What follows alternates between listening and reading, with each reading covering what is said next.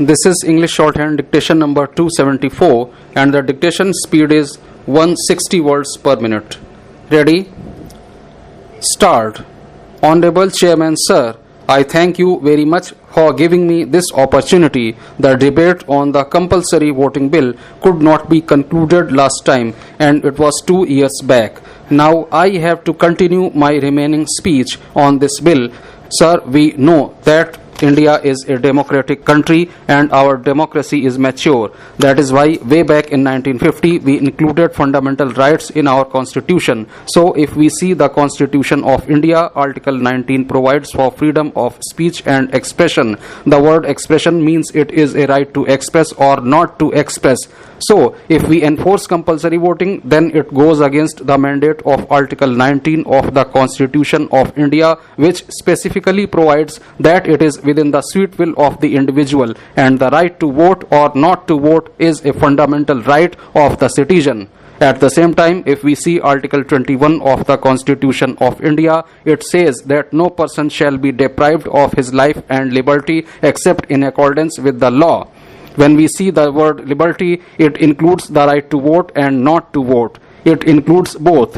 So it cannot be enforced in view of the mandate of fundamental rights which have been provided under Articles 19 and 21 of the Constitution. If such a law is enacted, then it will not withstand the judicial scrutiny before the court of law. Sir, if we see Article 326 of the Constitution of India, it is provided that any citizen can register himself as a voter. He has a right to register himself as a voter. But it is not a duty to register himself as a voter. No duty has been cast under Article 326 of the Constitution. It is an option available to every citizen of India. He can either register himself as a voter or he need not register himself as a voter. Therefore, in my view, this bill cannot withstand the tide of judicial scrutiny and such a law cannot be enacted by Parliament. If we want to increase the percentage of voting, then certain incentives may be provided by the government by making a provision under various schemes like public distribution system and so on. But if a citizen has not cast his vote, he cannot be denied these facilities on that count. So such a law cannot be enacted. We can only persuade the voters and such type of persuasion is possible by providing political education. Apart from this, there is one more thing. In rural and urban areas, we are applying the same yardstick. The Election Commission is required to see to it. In the urban areas where the distance from the polling booth is less, the polling booth should be installed on the basis of the number of voters. Normally, in one polling booth, around 1,000 voters are there.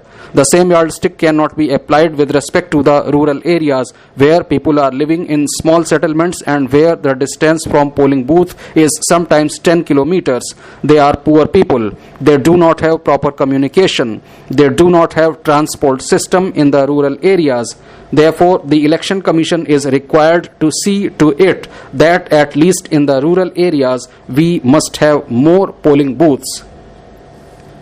Here, I would like to make a suggestion. If the number of polling booths in a Lok Sabha constituency is 2,500, then instead of doing anything else, they should increase the number of booths to 4 times. Automatically, the percentage of voting would increase. The voting percentage is very poor only because of lack of communication and lack of transport facilities.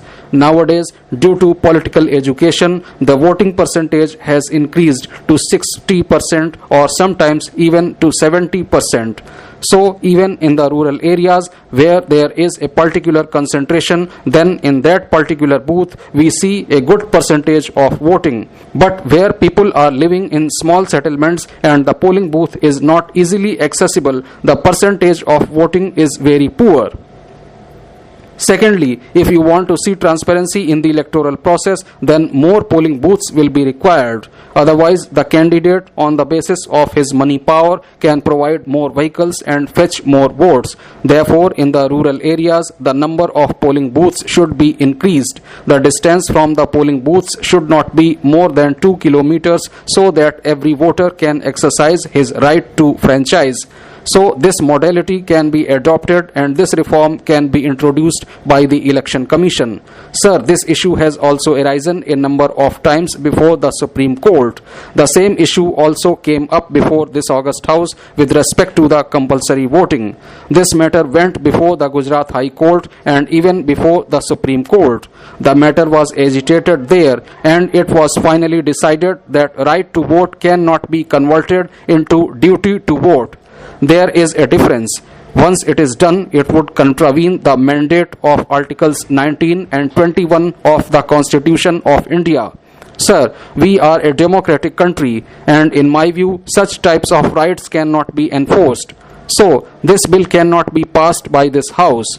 I would like to mention here that when this bill came up before Parliament in 1950, this issue was debated and even Dr. Ambedkar opposed it and said that compulsory voting cannot be introduced in the Representation of the People Act. So it was rejected by the Parliament on the grounds that there are so many practical difficulties and therefore it cannot be implemented. Thereafter, in 1990, the Goswami Committee was constituted and it also rejected the idea of compulsory voting. Again, in 2001, the National Commission to review the working of the Constitution was constituted. This commission also rejected the move of compulsory voting. Later, another committee was constituted and it also opined that no compulsory voting can be permissible and it cannot be implemented. The committee also said that there are so many practical difficulties in implementation of compulsory voting and it can only be done by way of persuasion as well as by political education.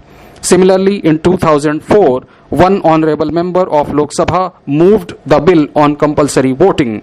In 2009 also, one honorable member of Lok Sabha moved the bill on the same subject. It was discussed and debated in the Parliament and finally it was withdrawn. This issue was raised before the Supreme Court in 2009 and it was dismissed by the Supreme Court. Recently in Gujarat, for the election of local bodies, this bill was assented to by the Governor of Gujarat. But finally, it was decided by the Gujarat High Court that such type of a law cannot be enforced because compulsory voting is not possible. It is only a right and it cannot be converted into a duty. It goes against the mandate of the fundamental rights enshrined under Articles 19 and 21 of the Constitution of India. So far as the duties under Article 51 are concerned, even that duty is not there as far as the directive principles of the state policy are concerned. Sir, I have already made my submission extensively on the last occasion. Now I request other honorable members to speak because this opportunity should also be given to other members.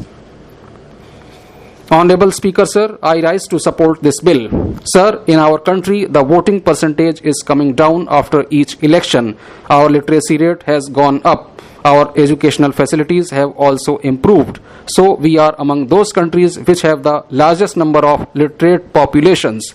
But the voting percentage is falling, whether it is local bodies elections, state assembly elections or Lok Sabha elections. Kerala has 100% literacy. Even in Kerala, in the local bodies elections, we get 85% voting. In the state assembly elections, we get 75% voting. The percentage of voting for Lok Sabha elections is even lower than this. Sir, this is not a healthy sign for the growth of our democracy. Why is the voting percentage coming down? In northern parts of India, we have 45 to 55% voting and at the most we have 60% voting.